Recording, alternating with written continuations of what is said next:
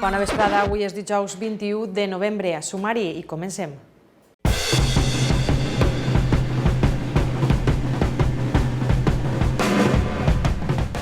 Este matí la Casa de Cultura ha acollit les quartes jornades de salut mental organitzades pel Departament de Salut de la Ribera. Enguany s'ha parlat de prevenció i promoció de la salut mental en l'aula.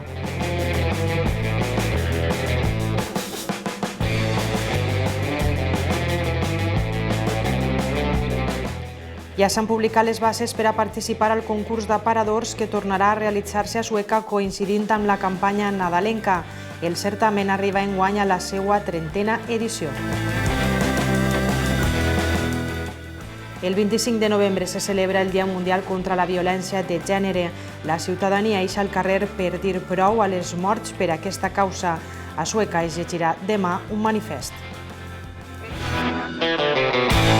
Hola, bona vesprada. El Departament de Salut de la Ribera ha organitzat este matí a Sueca unes jornades de salut mental. Han assistit professionals d'aquesta àrea per tractar sobre promoció i prevenció de la salut mental en les aules. La Casa de Cultura ha acollit este matí la quarta jornada de promoció i prevenció en salut mental adreçada a professionals de la salut mental, principalment de les unitats USMI i USMIA, així com metges d'atenció primària, especialistes en pediatria, directors de centres educatius, professionals dels serveis socials i de menors.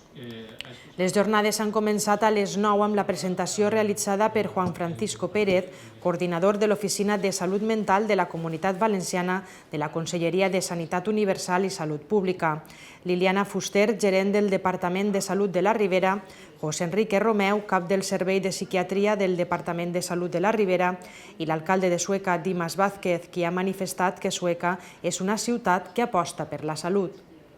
I Sueca és una ciutat saludable des de fa ja alguns anys.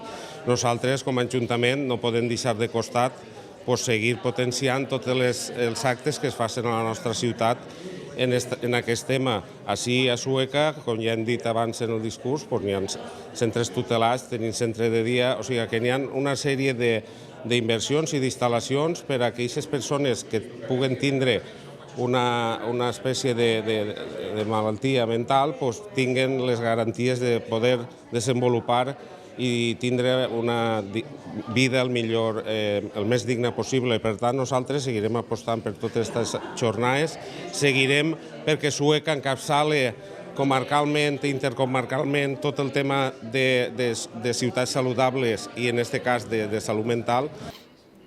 El primer edil ha conclòs la presentació amb la reproducció de la frase d'un famós pensador xinès, com a mostra de la responsabilitat que tenen els poders públics en el foment del benestar de totes les persones.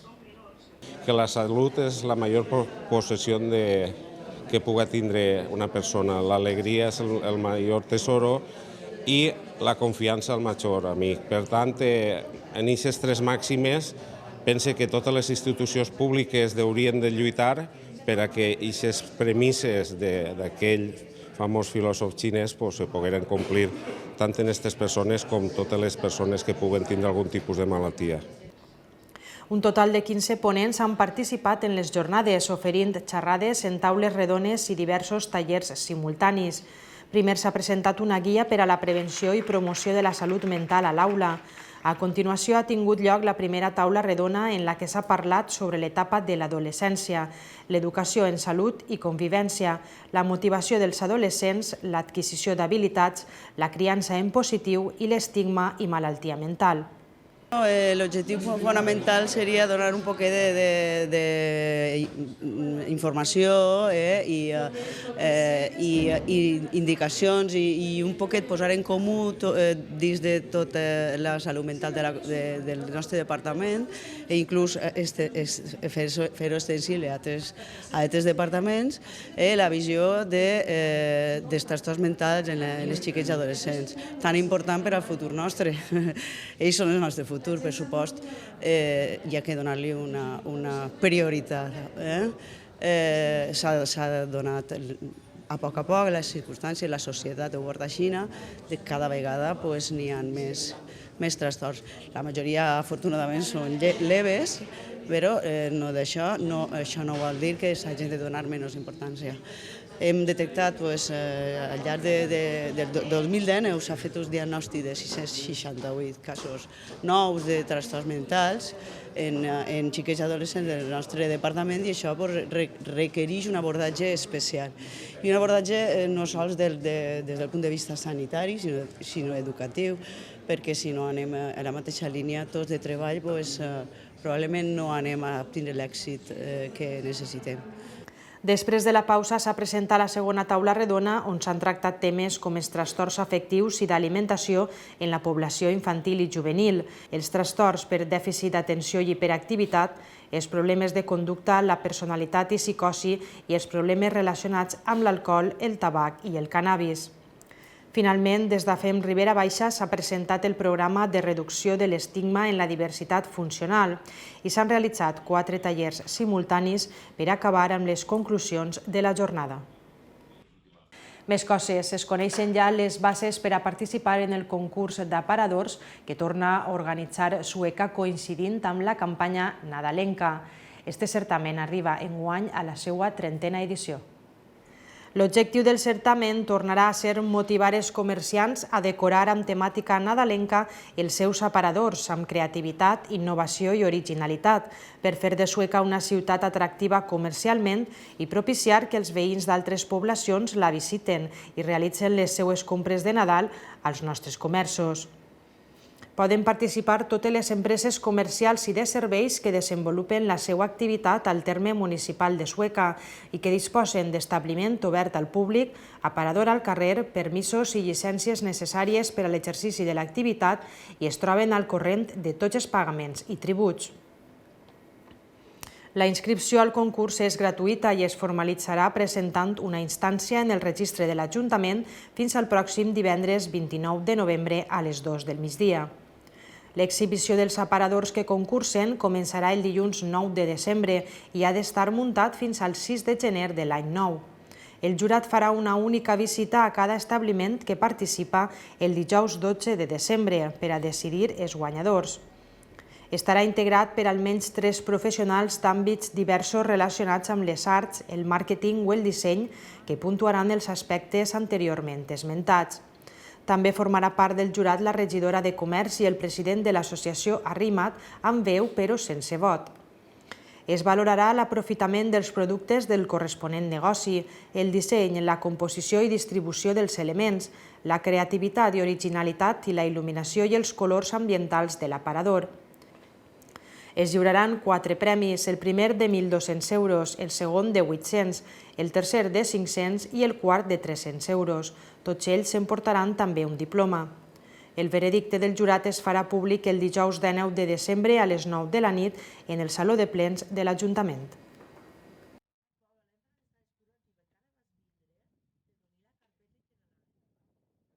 El 25 de novembre se celebra el Dia Mundial per a l'Eliminació de la Violència contra la Dona. Sueca ha preparat diverses activitats per sumar-se a esta causa.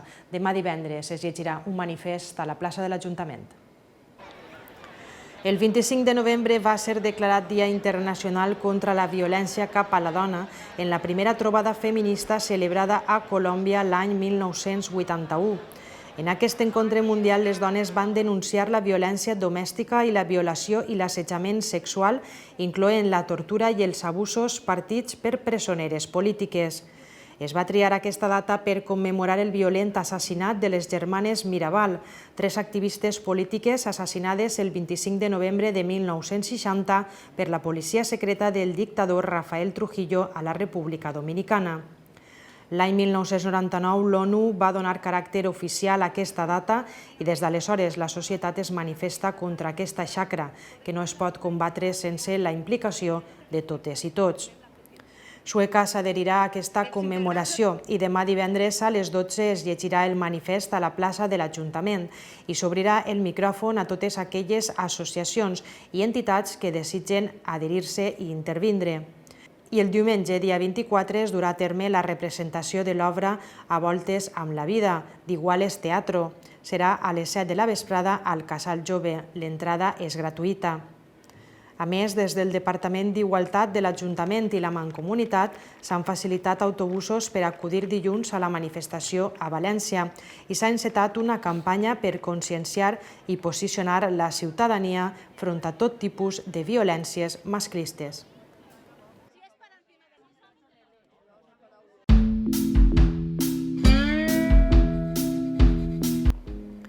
Parlem ara de l'oratge. Avui veurem l'augment dels núvols, però amb baixa probabilitat de pluja.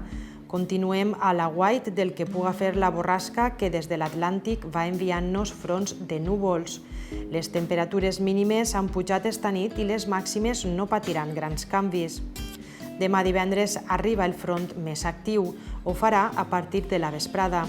Els primers ruixats s'esperen cap a les 2 o les 3 en punts de l'interior.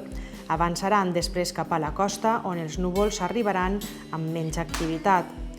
De tota manera, està previst que abans de la mitjanit acabe plovent a bona part de la comunitat.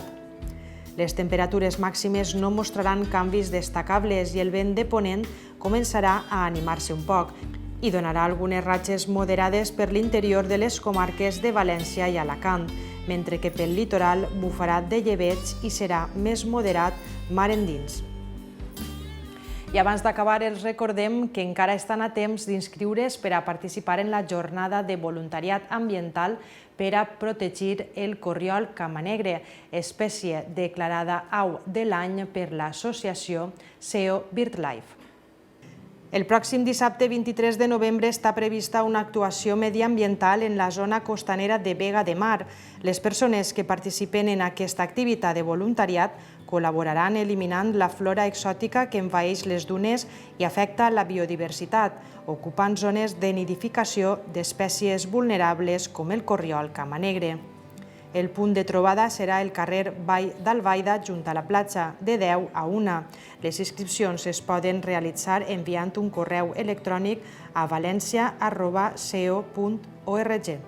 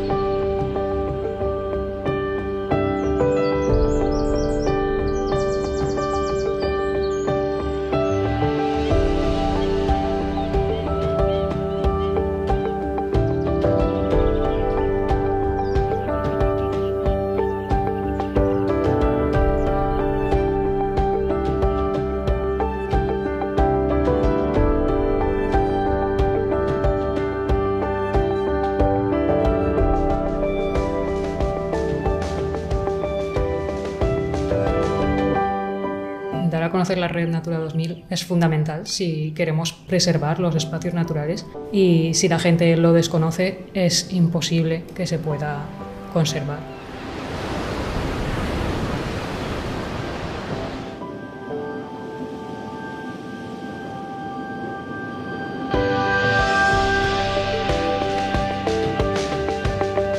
Recomendaría un montón este voluntariado, es súper divertido, cambia mucho la manera de ver tu entorno. Se puede aprender muchísimo, se tiene un contacto directo con la naturaleza y con aquello que quieres proteger.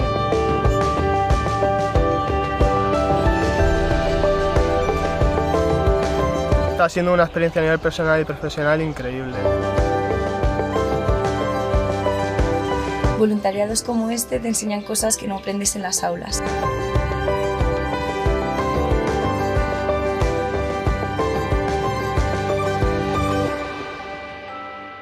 Estamos atravesando una gravísima crisis medioambiental.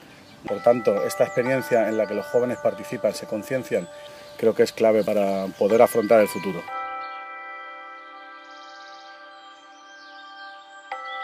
Amb aquesta informació acabem. Els esperem de nou demà divendres a partir de les 2:30 amb més informació local. Que passen una bona vesprada. Adéu.